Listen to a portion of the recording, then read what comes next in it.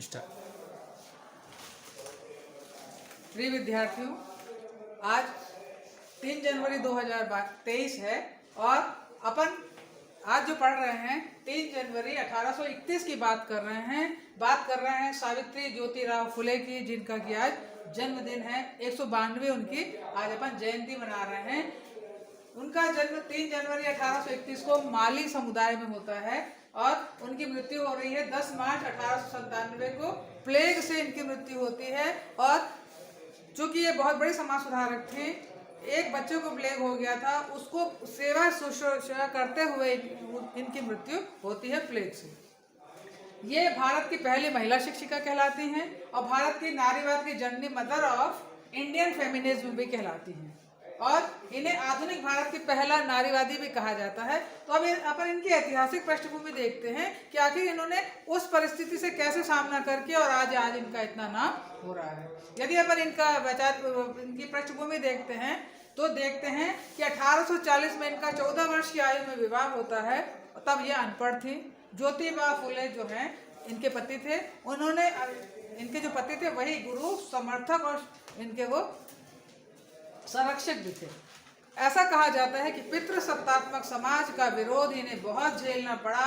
जब यह पढ़ाई करने जाया करती थी स्कूल, तो अपने साथ ये 2 साड़ियाँ लेकर चलती थी, एक पहनती थी और ये लेकर जाती थी, क्योंकि पितृसत्तात्मक समाज इनका बहुत विरोध करता था, इनके ऊपर कीचड़ डाल देता था। तो ये फिर साड़ी बदल करके स्कूल जाया करती थी और जब पढ़ाई कर लेती थी उसके बाद ये फिर से वही गंदी साड़ी पहन करके घर आती थी फिर और बदल देती थी।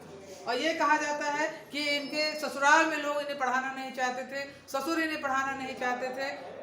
ज्योतिबा ने इनका विरोध किया कि हम पढ़ेंगे, इनको पढ़ाएंगे। तब उनके पिताजी ने कहा आप चाहे तो घर छोड़कर जा सकते हैं। तो इन्होंने ऐसा ही किया और अपना अलग लोग रह करके, चूँकि ज्योतिबा फुले और सावित्रीबाई फुले ने अपना जो एक जीवन था मिशन के रूप में जिया। इनका लक्ष्य था कि हमको समाज में कुछ करके दिखाना है। और ये मराठी समाज की आदि कवित्री भी कही जाती हैं। इनके द्वारा 2 काव्य संकलन लिखे गए, एक काव्य फुले और दूसरा 52 काशी सुबोध रत्नाकर। इन्होंने 1852 में 9 छात्राओं को लेकर के और अछूत बालिकाओं को, इनका मिशन था कि अछूत बालिकाओं के लिए हम स्कूल खोलेंगे। तो आज से 170 वर्ष पूर्व इन्होंने एक स्कूल खोला। और बच्चों, आपको जानकर बहुत खुशी होगी, एक नई जानकारी आपको मिल रही है कि इनके द्वारा पढ़ाई हुई पहली जो डॉक्टर थी आनंदी गोपाल जोशी, इनकी पहली शिष्या थी जो डॉक्टर के रूप में इनका नाम करती है। अब अपन यदि ये देखें कि इन्होंने जो इनके कोटेशन थे, कई कोटेशन इनके बहुत प्रसिद्ध हैं। इनका एक कोटेशन है कि एक सशक्त जो स्त्री है, शिक्षित स्त्री है, सभ्य समाज का निर्माण कर सकती है। और इसलिए वो कहती थी महिलाओं को, उस समय की महिलाओं को आह्वान करती हैं कि इसलिए तुम्हारा भी शिक्षा का अधिकार तुम्हें मिलना चाहिए।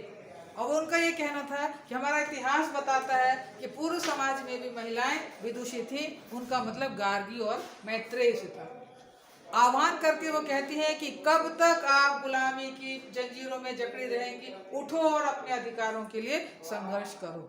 इस मिशन का देख करके उन्होंने अपने पति का सहयोग पा करके दलित महिलाओं को शिक्षित किया, विधवा विवाह का समर्थन किया, छुआछूत को मिटाया। और यही वजह है कि वो आधुनिक भारत की पहली नारीवादी कहलाती हैं, या first feminist of modern India कहलाती हैं।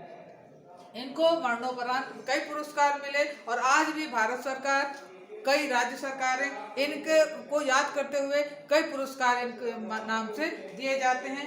जैसे इंडियन सोशल इंस्टीट्यूट, राष्ट्रीय एक संस्था है, वह पुरस्कार देती है इसी क्षेत्र में काम करने वाले लोगों को, खासतौर पर महिलाओं को। और सावित्रीबाई फुले का एक ग्लोबल आइकॉन करके एक एजुकेशन अचीवर्स उन्होंने एक पुरस्कार रखा हुआ है, जो इस क्षेत्र में और इतना अद्वितीय कार्य करने वाली महिलाओं को दिया जाता है। तो बच्चों, आज के लिए 3 जनवरी 2023 को अपन ने सावित्रीबाई ज्योतिराव फुले के जन्मदिन को मनाते हुए आज अपन ने अपनी कक्षा को प्रारंभ किया था। बहुत बहुत धन्यवाद।